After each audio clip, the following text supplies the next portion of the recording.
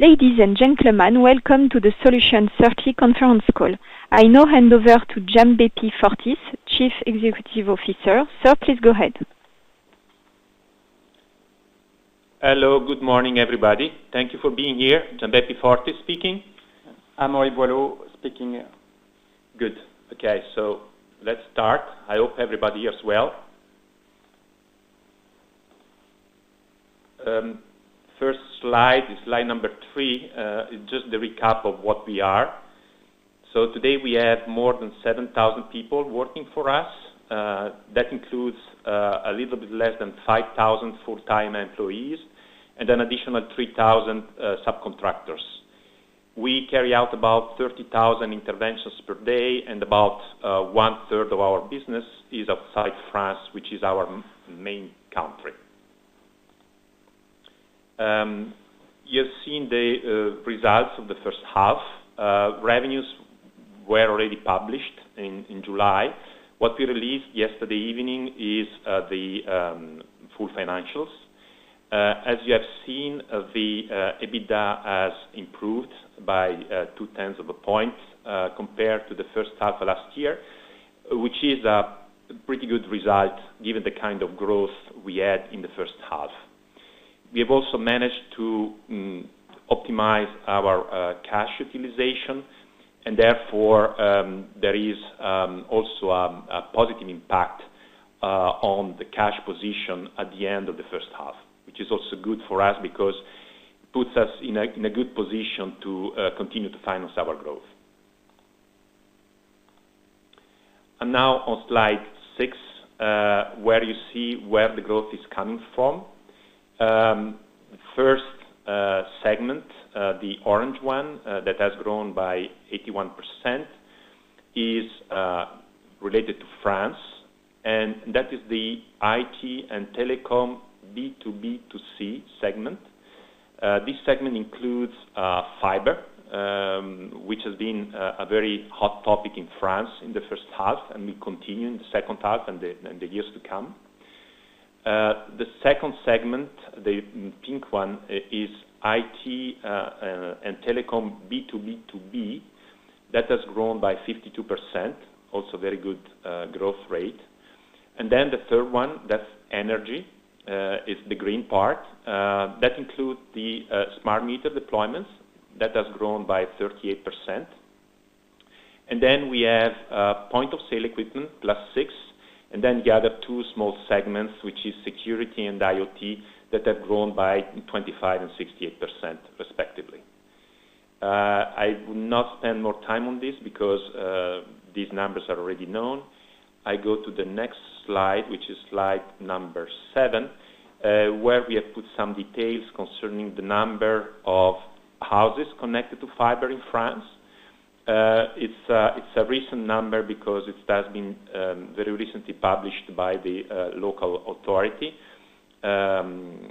regulating the telecom market. There is to date about 3.9 million houses connected to fiber in France, out of a total of 28 million. And as you can see, the speed of deployment has been a little bit more than 1 million houses last year. This year is going to be faster. It will be probably around 1.5. But this means that we have a lot of very good years of work in front of us.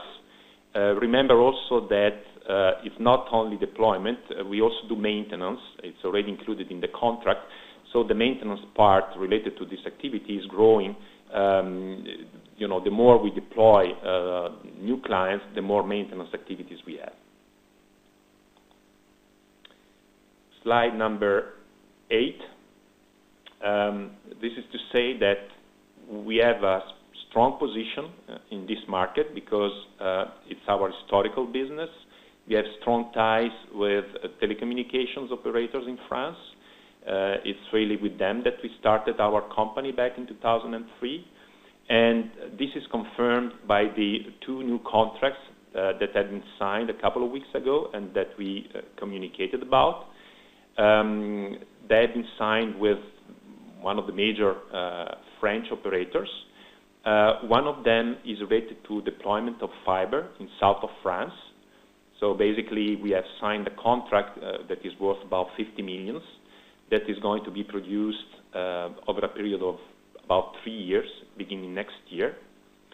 And then there is a second contract, which is a maintenance contract, so that is recurring activities. It's just a new region where we are going to take care of the clients of this large operator. The activity will begin in the last quarter of this year. It is worth about 8 million euro per year, and the duration of this contract is 4 years.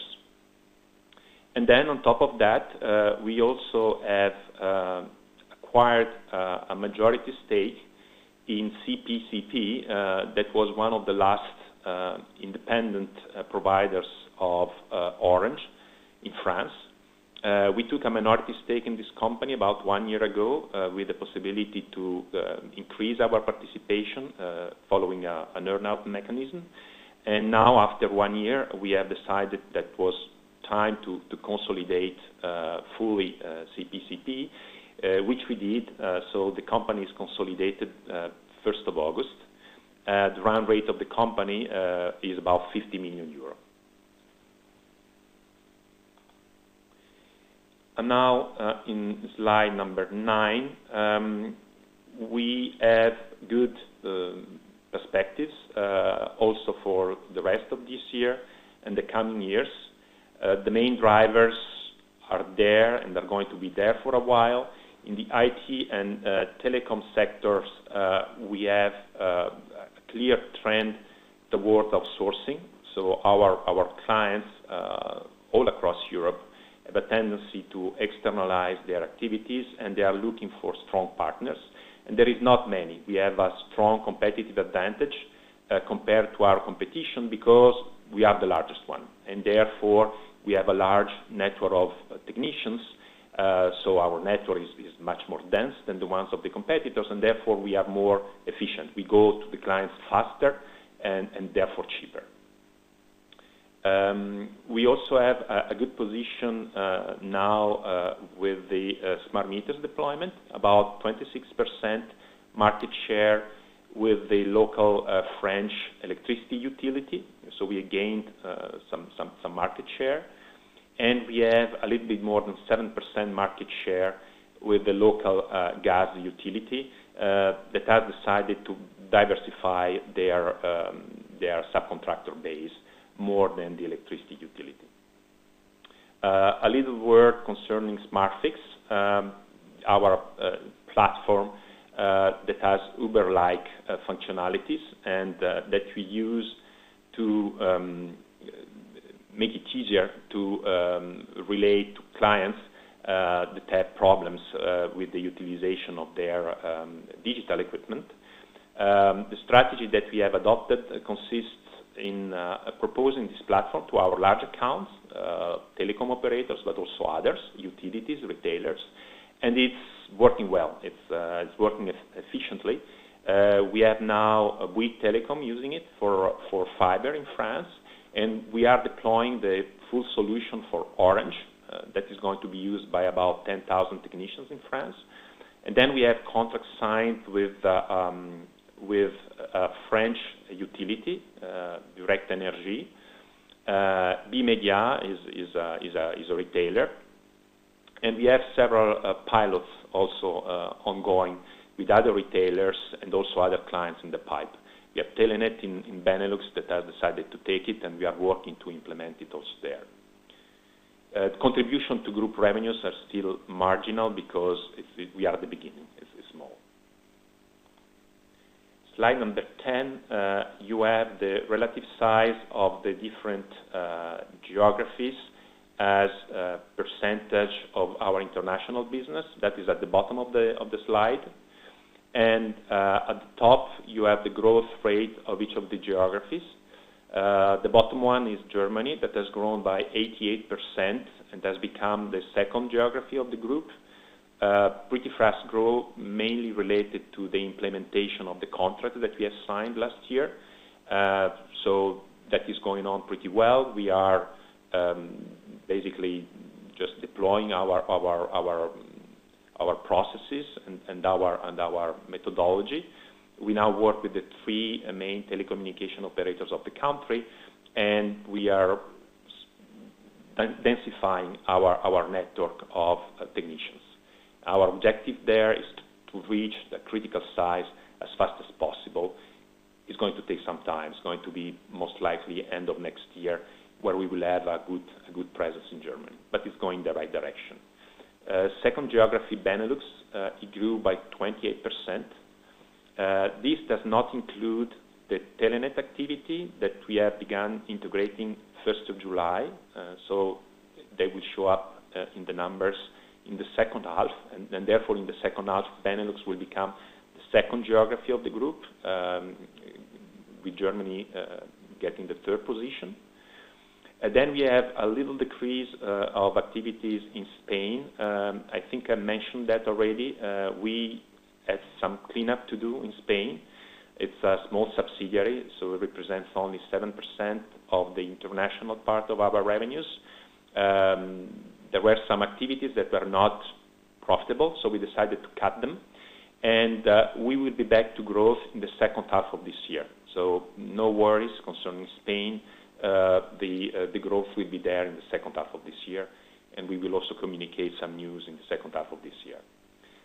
Last geography, Italy, 46% growth, so pretty good growth in this first half, and overall Italy is growing according to plan. In slide 11, you basically have written in writing what I just said concerning the different geographies.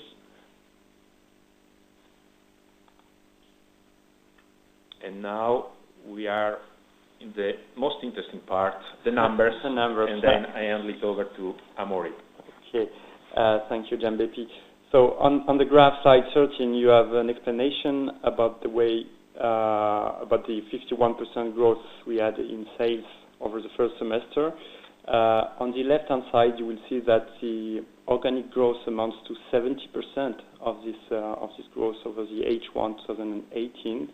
So this is mainly due to the significant growth we had in France on the fiber activities and in the energy business as well. But it's also due to the new contracts that we've signed in Belgium and in Germany at the end of 2017. On the right-hand side of the graph, you have the part of the growth explained by our acquisitions. So you had in France the Fujitsu deal, which was an outsourcing contract that we signed with Fujitsu last summer in 2017. And in the other countries, this 11.6 million growth is mainly due to 3 deals in 3 different countries. The first one is the acquisition of a former subsidiary of Vodafone in Germany, which is called VKDFS. The second one is a new partnership and outsourcing contracts that we won with DXC, a company which is resulting from the merger of SCC and HP Enterprise, and that's a new contract that we started in March this year. And the last deal is the acquisition of minority shares in Janssen Field Services, our subsidiary in Belgium. So because of all these reasons, we managed to reach 176.7 million in terms of revenues. On the following slide, then you have the full P&L. So, as we had a strong focus on the costs, and thanks to the great job done by our operational team, we managed to stabilize our operational costs and stabilize them below 80% of our sales, which was clearly a strong focus for us this semester. And we also managed to realize some economies of scale at the central cost level. And these central costs have decreased the part of the central cost has decreased by 60 basis points over the semester.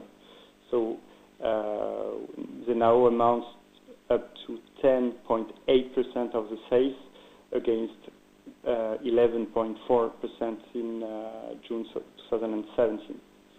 So as a result of that, we improved our profitability, and our adjusted EBITDA now is 16.3 million euros, increasing by 53% as compared with last year, which is 9.2% of our sales. Then you have the operational depreciation, mainly related to the depreciation of our IT platform, which amounts to 2 million euros. And here you see that they represent 1.1% of our sales, which is the normative level of depreciation.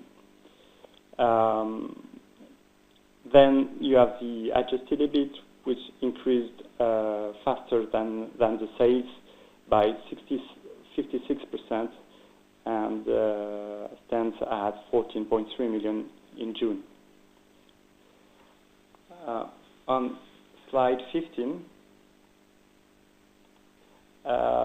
then if you go below, you have the amortization of intangibles, which are our customer relationships. Actually, since we've done pretty good deal with ABM last year, at the end of 2017, we have calculated a badwill together with our auditors, and we have started to amortize it over 2018, explaining the increase this year. Our financial result as of June is of minus 0.4 million euros. So it's decreasing by 45%, which is good, but actually the financial result in 2017 was a bit inflated due to setup fees related to the implementation of a new structured credit in 2017. Then just below you have the non-recurring items, which are mainly composed of the costs related to the relocation of our headquarters in France and in Germany, and some restructuring costs that we incurred due to recent acquisitions. And you have the corporate taxes, which remain quite low, and you will find below the net income of integrated companies, which increased by 64% at 10.1 million against 6.2 million last year. So this represents 5% in our sales. Then if you take off the amortization of goodwill, you have the consolidated net income, which stands at 9 million in June 2018, so 5.1% of our sales, which is very good. So here you can see the improvement of our profitability, and we have also added the adjusted net income group share below, which stands at 30.1 million euros. This is an adjusted net income taking off all the amortization of goodwill and badwill as if we were already under IFRS. And the non-recurring items. And also the non-recurring items, right. Ultimately you have the net income group share, which stands at 8.6 million euros and increases by 77% as compared with 2017. So the operating margins are improving, and we are happy with that. Then on the following slide, you have the structure of our balance sheet. So our fixed assets increased in terms of net value by 6 million euros almost. This is mainly related to the new shares we acquired in Janssen Field Services and ABM during June. Then you will see that the working capital decreased slightly by almost 18 million euros, and this is mainly due to the extension of our factoring program all across our subsidiaries in France and in Europe. and helps us in generating some cash. And as a result of this, you will see that our net financial debt decreases slightly and is now of 2.2 million euros. Yeah, we can also mention that our interest coverage ratio is now 34 times. The interest coverage ratio being the multiple between the EBIT and the financial fees. Yeah, Amaury is a bit shy because he's saying slightly for the working capital, slightly for the net debt. We are growing very fast, so one of our concerns was cash management in the first half, and I must say that we are very happy with the result because we managed to implement this new factoring contract that is deconsolidating well. We implemented it well in the first half, and as a result, we have been able to decrease significantly the working capital, and as a consequence, also the net debt, which means that with 50 million, we are in a very strong position now to finance our growth that we expect fast in the second half of this year and also next year. Then on slide 17, you have the cash flow generation.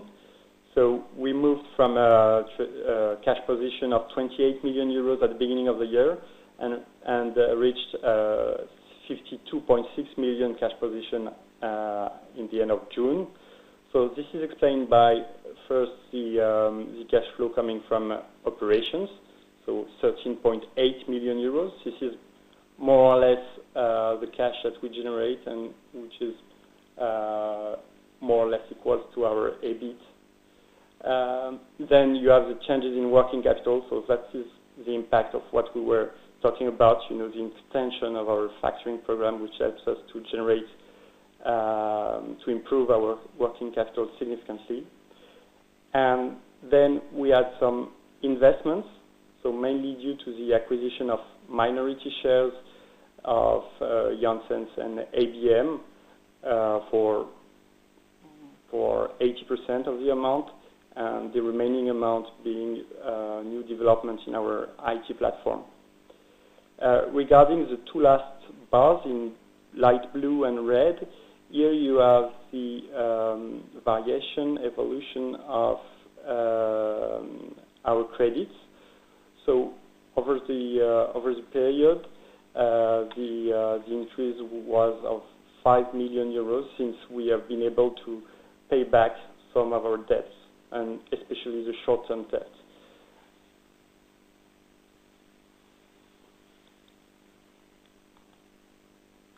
So now I let Gianbeppi take over. I take it back. So slide 19, what we are seeing here is what we are going to do in the short term and in the midterm. So we have a very strong growth that is going to continue, and now we are focused on the profitability. As you have seen, we managed to do it quite well in the first half of the year. We'll continue with the same attention in the second half and next year. Another important thing that we are focusing on is to reach the critical size in each of the geographies. As you know, our business model is a business model where size is very important. We have it in France, which is our mother country, but now we have it in Belgium. We are integrating the new Telenet deal since July. It's going well, and we believe that around the end of this year, the integration will be finished, with margins reaching a normalized level, and therefore Belgium will be the second geography at the right size. We need to continue to push the size of all of the geographies to improve our profitability there and become leader in each of the geographies. We are very busy, so we keep watching other geographies. But in the short term, I would say that either we have a very good opportunity in one of the geographies close by. Poland is head of the list. So if you have a good opportunity to enter, we will do it. If we don't have a good opportunity, we will wait and focus on the geographies in which we are today. In the mid and long term, what we can say is that we see just more and more digital technology everywhere. So we see business coming to us in the future. More precisely, in the telecom segment, we see the FTTH deployment continuing in France strongly for several years, and the other countries then coming slowly later.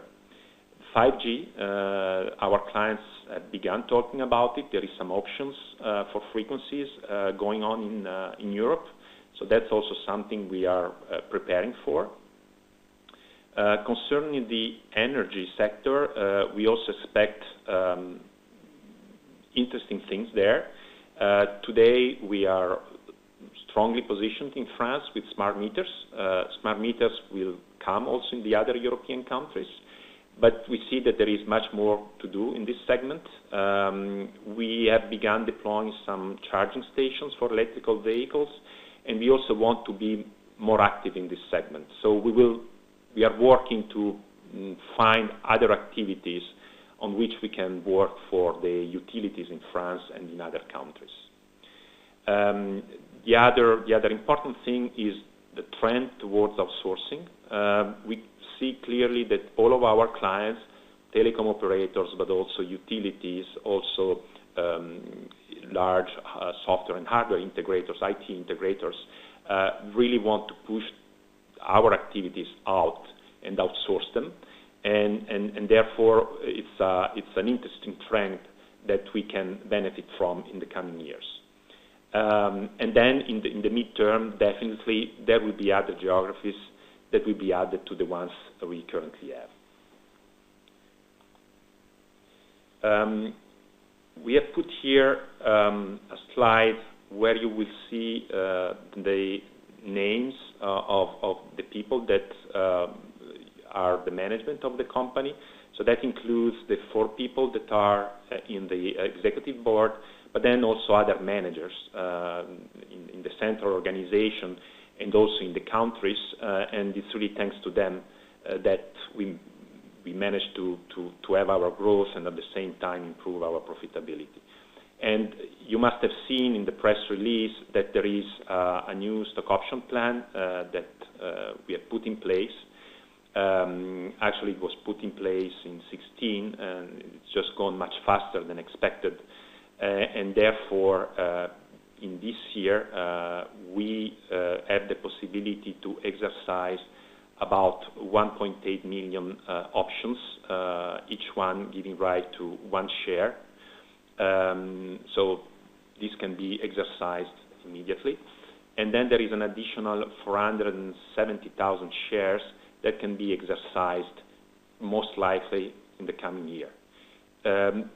This plan was set up when a few years ago I was saying our midterm objective is to be in the bracket, 300 to 500 million euro revenues.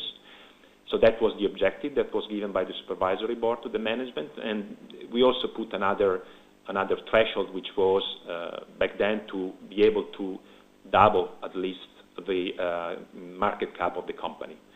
And it's been faster than expected, so we have just reached at the end of June the 300 million euros in the last 2 semesters, and we will most likely reach the 500 next year. So we will fulfill the objectives that were given to the board.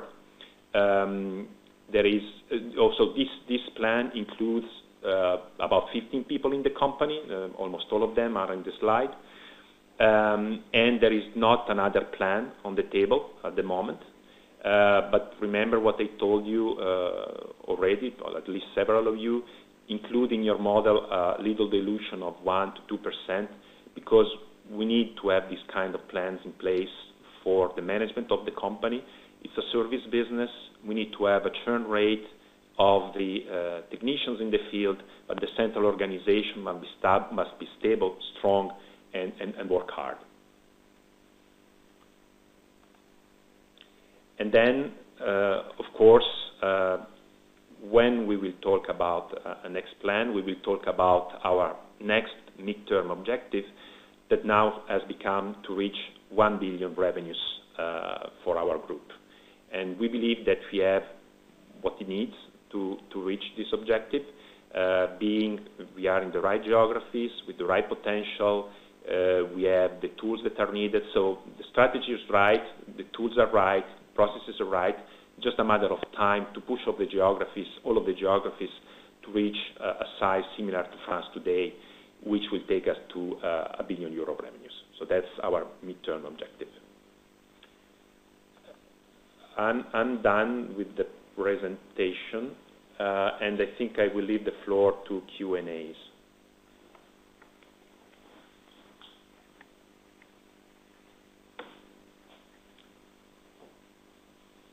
I hear nothing.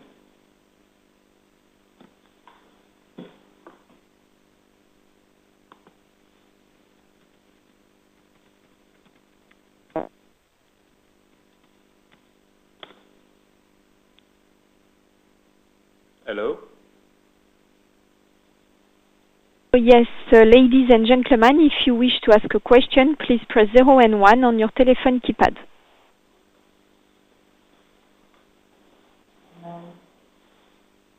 We have a first question from Peter Haschler from PHE Capital. Sir, please go ahead.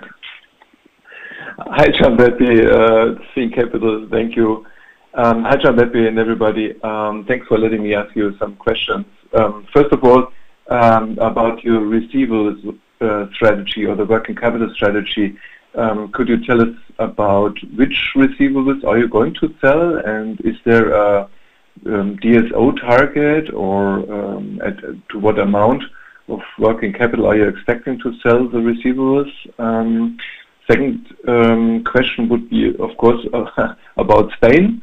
You mentioned revenues came down by 36%. Maybe you could tell us something about the current status there. And the third question, if I may, would be about your French operations, above all the energy and the telecom, the fiber and Linky. Maybe you could tell us something about where you are right now in percent of the total market that you expect to work out of. Yeah. Thank you. Yeah. So maybe your first question was about the factoring program. So as of June 30, we have sold for 36 million euros of receivables to the factors, and this is now a stabilized amount. I mean, this amount should only evolve on the basis of the growth of our sales, but we shouldn't have a significant evolution of this amount in the coming months. Mm-hmm. Okay, the first stage was to sell these receivables, and the purpose of this is that we have a very short cash flow cycle. I mean, at the end of the month, what is important for us is to pay wages and to pay our subcontractors, and so that's why it's important to secure, cash collection, and it's also a way to save some money in the management of the cash, since we have very, very good conditions negotiated with our banks on this aspect. Okay, I continue with the other questions. So Spain, basically what happened is that, it's the smallest subsidiary, so we didn't have, basically the guys locally took over a couple of activities that were not good. When we saw it, we decided to cut it, so we cut them, and that explains the decrease.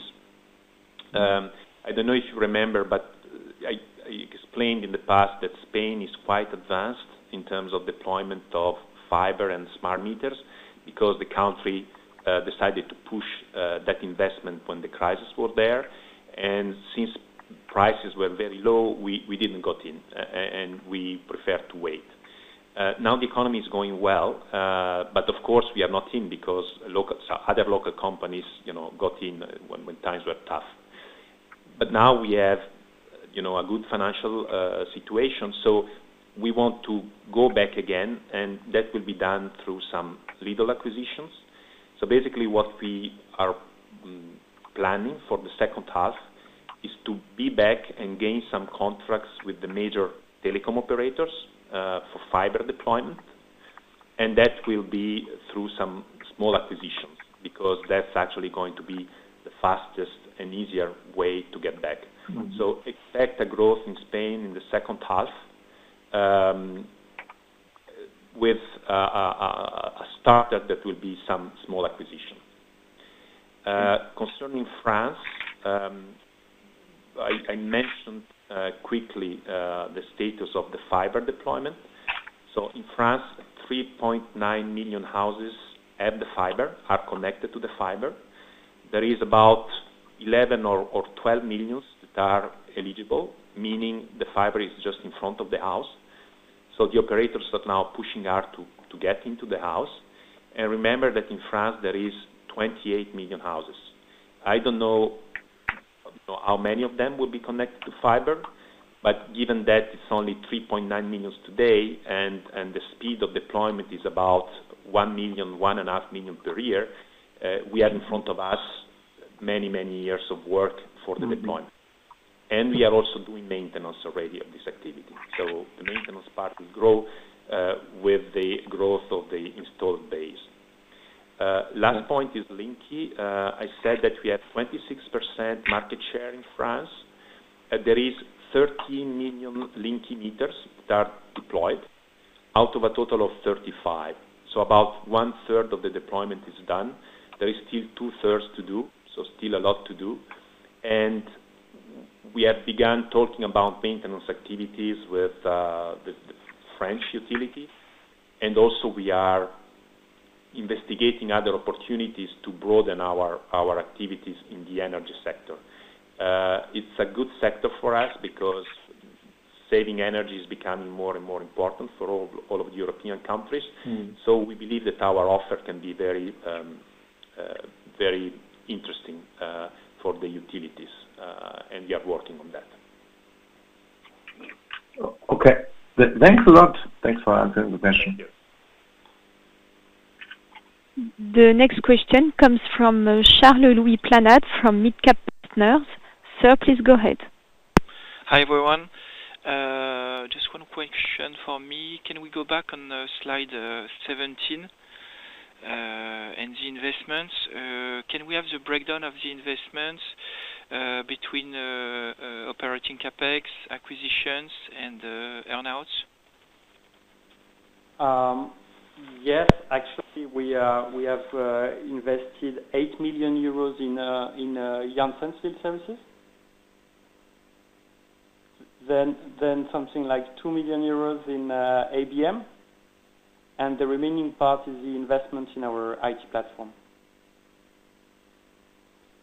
Yeah, so 10 million acquisitions and 2.5 operational investment. Okay, thank you.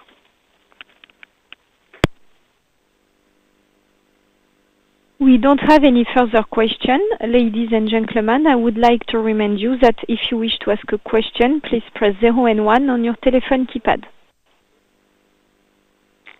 We have another question from Peter Ashley from PHE Capital. Sir, please go ahead.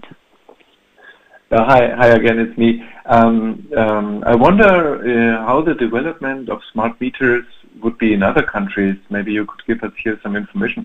How is it in Germany right now, for instance?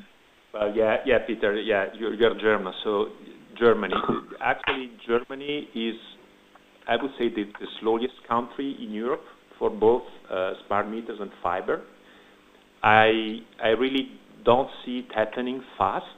I know that the smart meters have been addressed by a law last year, defining some rules that businesses have to follow now when they install new smart meters. But I do not see the country moving towards a structured project, especially for residential clients. And I fear it's not top of the agenda of the politicians today. So I think Germany will be one of the last countries in Europe adopting smart meters. Concerning fiber, is a similar situation. It was announced last year. There were some announcements from Vodafone and then from Deutsche Telekom.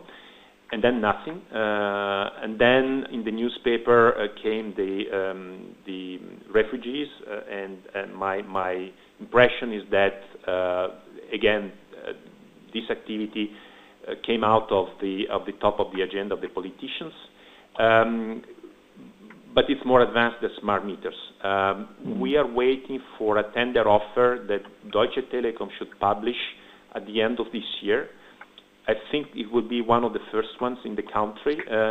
It's been issued by Deutsche Telekom, that has made a joint venture with a utility in the north of Germany. So we are going to answer to that and position ourselves. Again, I think that Germany will be quite slow in the adoption of fiber. So what we are doing is just to work with all of the operators, become their reference partner, and then the day Germany will begin to invest in fiber, we will be there. Because Germany needs to invest in fiber. The local network is of poor quality. It's really not normal. Yeah. Such. So we are just positioning ourselves and then wait. I would say that all of the other countries are between the two. France and Spain are quite advanced. Germany is a bit late, and the others are a little bit between the two. Okay. Okay, thank you. And just a formal last question. Could you tell us about the expected tax rate for this year? Well, it should remain around 10% this year. Okay, that's what I thought. Okay, thank you. Thank you, Peter. We don't have any further questions, ladies and gentlemen. If you wish to ask a question, please press 0 and 1 on your telephone keypad. We have a question from Anna Patrice from Berenberg. Madam, please go ahead. Yes, hello, good morning. Congratulations on very good results. 2 questions from my side. One, you mentioned the electrical vehicles, so that maybe you want to be involved also in the installation of the charging for electrical vehicles. So just want to understand if you think that your employees have required expertise or qualifications, or if there is some need for certificates, and if you're already in some preliminary talks with some of the possible partners. That's first question. And second question is on the working capital. Even if you adjust for the factoring, there is quite an improvement on the working capital. So maybe if you can elaborate a little bit how you were able to improve it, and if you think that without factoring there's also further room for some further optimization of the working capital. Thank you. Okay, I take the first one. We are actually deploying some charging stations already. We do that in Benelux with a local utility. And then we have some other negotiations ongoing with other clients in Europe. So we are active, and it's small at the moment because we are not talking about big numbers. But we believe that these numbers can be big in the future. So we are active. We are already doing the activity, and we are signing new contracts. Regarding the working capital, so we have been able to deconsolidate, thanks to the factoring program, an additional 17.5 million euros of receivables. So this explains the move we had on the working capital, but this will not move on the second half of the year. I mean, the working capital should remain stable over the next month. And sorry. Yeah. Hello. Yeah, sorry. I meant that even if I adjust your working capital for the factoring, so if we forget about the factoring and look at your working capital, it seems that already it was stable year over year. So there was already underlying improvement.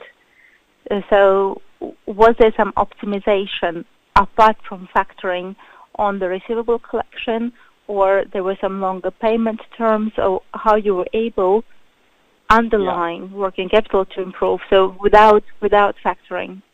You're right.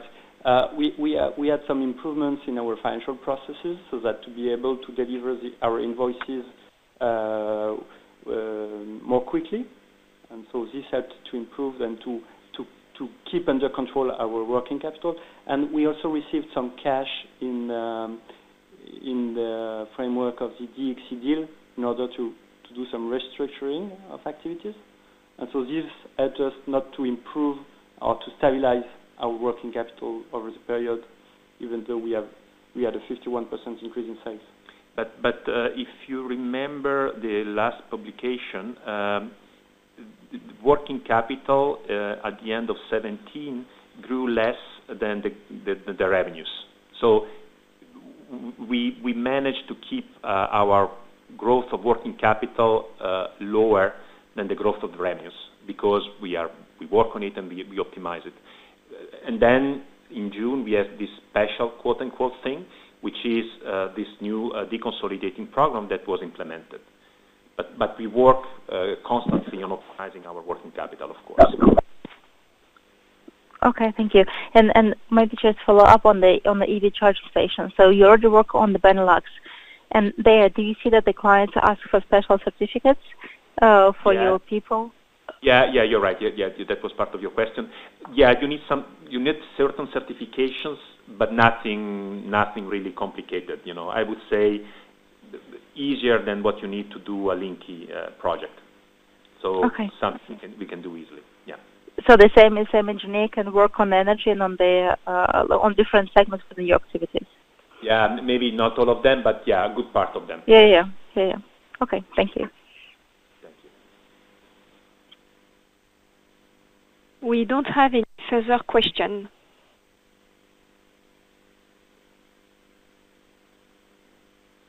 Ladies and gentlemen, if you wish to ask a question, please press 0 and 1 on your telephone keypad. Mr. Fortis, we don't have any further questions. Well, then I think we are done. I thank you everybody for being here today and following us, and I wish all of you a good day. Thank you. Ladies and gentlemen, thank you all for your participation. You may now disconnect.